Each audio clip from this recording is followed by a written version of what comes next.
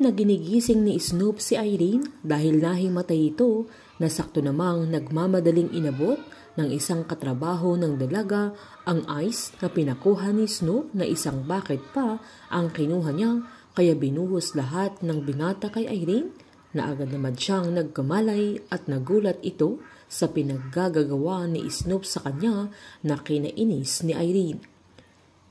Pinaliwanag naman ni Snoop na nahimatay ito.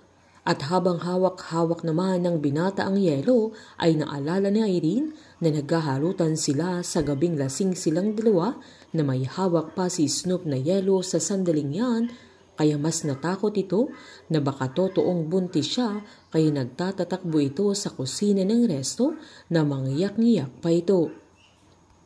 Mas kinabahan pa si Irene na maaaring buntis siya dahil nasubukan niyang nagsususuka at ngayon na may nahimatay na siya.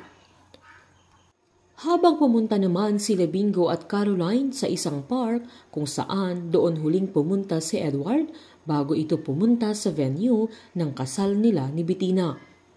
Hindi nila alam na sinundan sila ni Carlo, kaya nagtaka din ang binata kung bakit andoon sila, na maging sila ni Charleston ay wala silang kaalam-alam na nagawi si Edward doon bago siya mamatay. Giniit ni Bingo na siguradong may kinita siya na tao doon na hindi pa nila kilala hanggang mapansin niyang may CCTV sa lugar, kaya pumunta sila sa may opisina malapit sa park at napag-alaman nilang wala pang pulis na pumupunta doon. Nasakto namang nakasave ang mga CCTV footage na agad pinakita sa kanila na nagulat sila ni Caroline nang may isang babae na nakipagkita kay Edward na may itim na balahibo ang suot niya, kaya giniit ng dalaga na maaaring yun ang pumatay kay Edward na hindi nila alam na sinundan sila ni Carlo, kaya nalaman niyang may binigay kila Caroline at Bingo na kopya ng CCTV footage sa mga sandaling yan.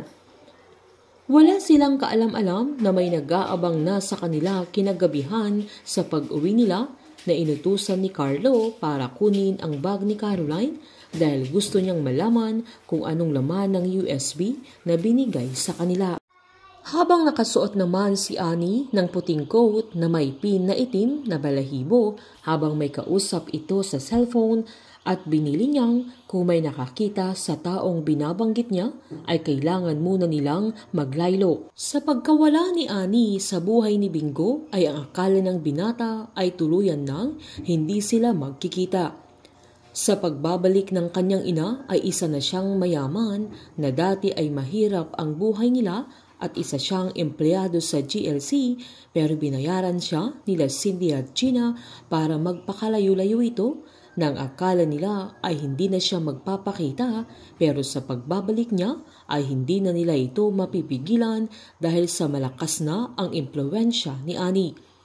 Paano makakaapekto kila Bingo at Caroline ang kaugnayan ni Annie sa pagkamatay ni Divine? Si Annie ang naglinis sa pagpatay nila Carlo at Charleston kay Divine na siya lang ang magiging susi para makamit ni Caroline ang hustisya para sa kanyang ina. Painit ng painit ang mga tagpo, sabay-sabay po nating subaybayan ang advance episode ng Can't Buy Me Love dito po sa aking channel. Patuloy lamang pong manood at mag-subscribe para ma-update po kayo sa mga susunod na episode. Marami pong salamat!